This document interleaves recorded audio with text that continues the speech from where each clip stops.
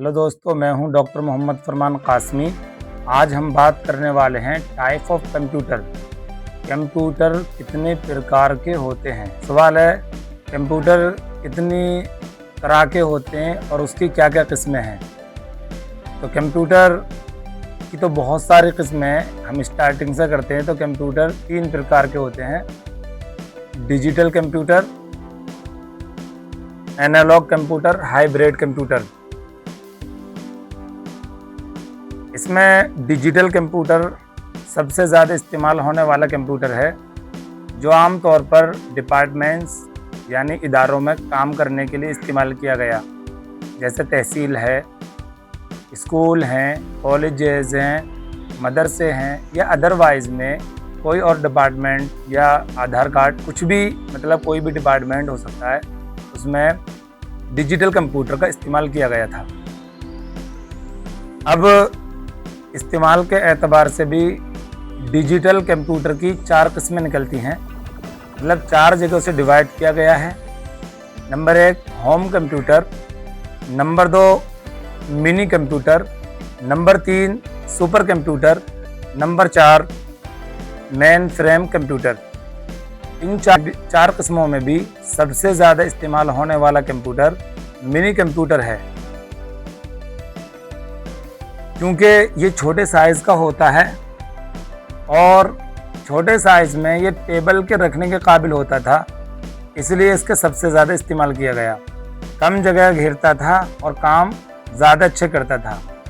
अगर आज की टेक्नोलॉजी के हिसाब से देखा जाए तो अब तो बहुत प्रकार के कंप्यूटर आ चुके हैं, लेकिन स्टार्टिंग में जो आया था वो digital computer, analogue computer, hybrid computer आए थे।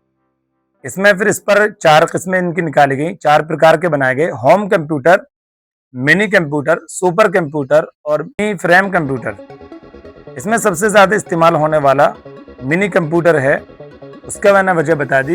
वो सबसे बड़ी वजह ये है कि ये छोटे साइज़ के होते थे और टेबल पर रख के चलाए जा सकते थे। मिनी कंप्यूटर की और किस्में निकाली गई, मतलब मिनी कंप्यूटर को और कई पार्ट्सों में बांटा गया। मिनी कंप्यूटर को 3 पार्ट्स में बांटा गया है। PC personal computer, PC XT personal computer extended technology, PC AT personal computer advance technology. इन 4 को 4 जगह बांटा गया, 4 पार्ट्स में बांट दिया गया।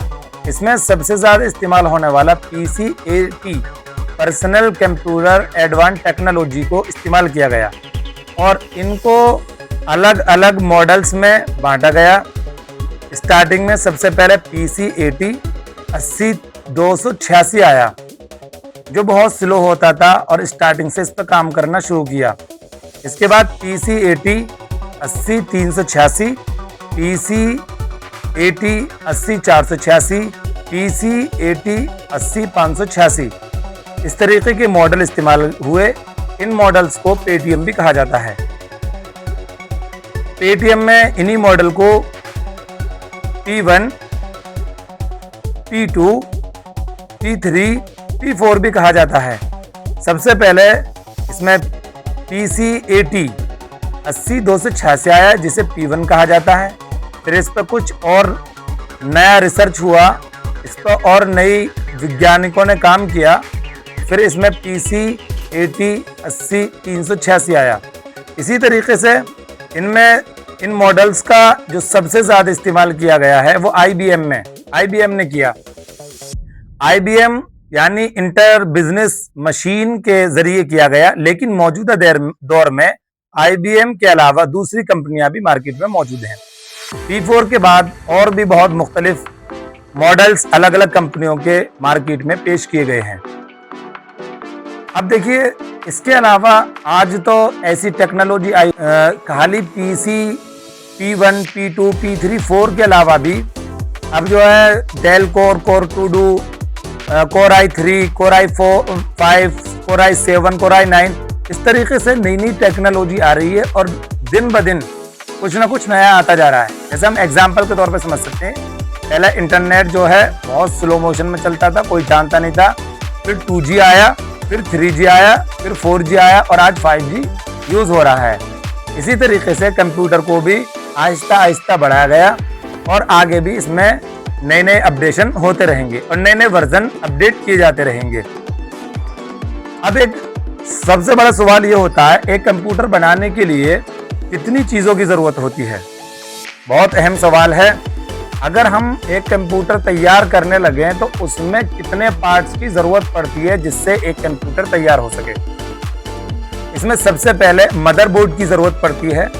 Number 1 motherboard, number 2 CPU, number 3 RAM, number 4 storage drive, number 5 power supply unit, number 6 graphic card, number 7 case cabinet, number 8 cooling system, number 9 monitor, number 10 keyboard, number 11 mouse.